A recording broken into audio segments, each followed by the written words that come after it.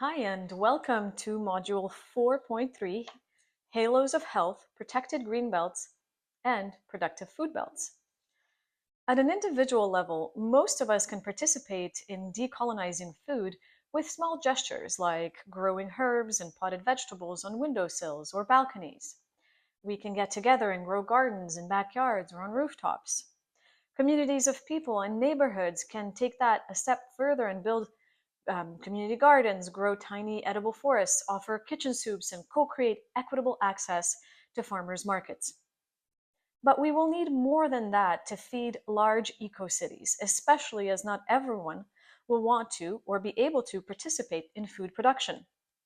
That's why I suggest two halos of health surrounding eco-cities: a protected green belt and a productive food belt. And of course, they might slightly bleed into each other, or not, depending on how much space we want to give to other than human beings in the wilderness. A green belt refers to both a policy and a method of land use in zone planning by some level of government, municipal or otherwise. Usually a green belt is an undeveloped wild and or agricultural land surrounding or neighboring urban areas. A green belt is supposed to stop suburban crawl and protect forests, bodies of water, and the creatures that depend on this wilderness to co-flourish. In the discourse around green belts, we often hear talk of natural resources measured in money. Governments also measure touristic activity, also in economic terms. Monetary value is placed on ecosystem services such as access to clean air and reduction of flood risks. This obsession with the language of commerce devalues and deanimates cherished greenbelts. What could be an opportunity for humility instead reproduces human centrism. Rather than fostering relationships of respect and mutuality between non-humans and humans, we measure the economic value of greenbelts through cost-benefit analyses and risk management frameworks that deanimate other than human beings. I am saddened, although not surprised, to be reading this module to you in the midst of a greenbelt scandal in the Greater Toronto Area, where nearly 2 million acres of green space, farmlands, forests, and wetlands in southern Ontario are being unethically promised to developers.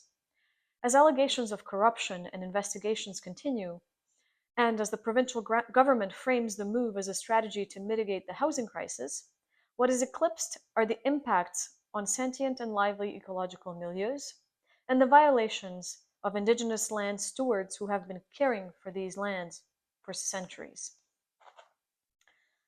Encroachment of greenbelts also affects local farmers, not all of whom grow their food organically or even ethically. I dream of a robust and protected greenbelt founded on principles of ecocentrism such that human needs do not trample over the needs of other species and existence. I dream of a green belt that gives way to small-scale peasant and farmer homesteads and organic regenerative agricultural practices.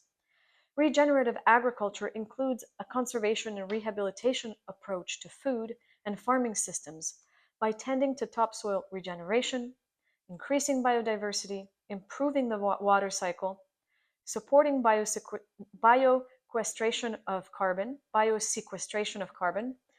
while increasing resilience to the climate crisis. And biosequestration of carbon simply means keeping carbon in the soil versus letting it go out in the atmosphere. There may not be enough topsoil left to produce enough food to feed a growing human population within the next 50 years. Since regenerative agriculture is a way of farming that focuses on soil health, it is a much-needed alternative to industrial farming practices that use heavy machinery, fertilizers, and pesticides to maximize food production at the cost of soil degradation and soil loss. A single teaspoon of soil contains up to 6 billion microorganisms and is the home for many species of insects and fungi that contribute to soil fertility, which in turn produces healthy and nutrient-rich food. Healthy soil is not only good for humans. Organic and lively soil supports other water, land and air environments, and ecosystems through natural processes such as pollination and water drainage. all essential to the fertilization of plants. Global industrial agribusiness networks not only produce high levels of CO2 with their heavy dependence on fossil fuels for large machinery, transportation, and packaging, but intensive farming also churns up CO2 naturally stored in soil and releases it in the atmosphere. This raises global temperatures and contributes to the climate crisis. According to the United Nations, industrial agriculture accounts for over a third of global greenhouse gas emissions. It's a vicious and deadly cycle because damaged soil and eroded land makes industrial farms more vulnerable to extreme weather events like flooding and drought, all of which are increasing in frequency and intensity because of the climate crisis. There are many kinds of regenerative farming practices, from agroforestry to conservation agriculture to small-scale organic regenerative farming. They are not all, however, equal in terms of farming methods and inputs.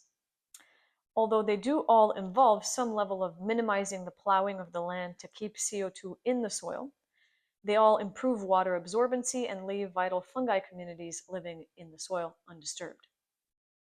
They also all rotate and vary the types of crops planted to increase biodiversity, while using compost and animal manure to help retain nutrients in the soil. Regenerative agriculture also prioritizes moving grazing animals around different pastures versus keeping them on the same piece of land, which can degrade soil health. The above-mentioned practices were and continue to be pillars of peasant agricultural and pastoral traditions. Importantly, like organic regenerative farmers, most peasants refuse GMO seeds and prioritize biological pest control under a holistic model of agriculture that cares about animal welfare and fair and equitable working conditions for all. Imagine going to the farmers market where peasants, organic regenerative farmers, and craft makers sell and trade everything that's needed for you to cook a healthy family meal. This is a delicious, life-giving, socially and ecologically just vision of the future, a future that is radically communal, local, and ethical. A future, further, that does not depend on transnational corporations for us to meet our basic needs for food, community, and a thriving, biodiverse, ecological milieu.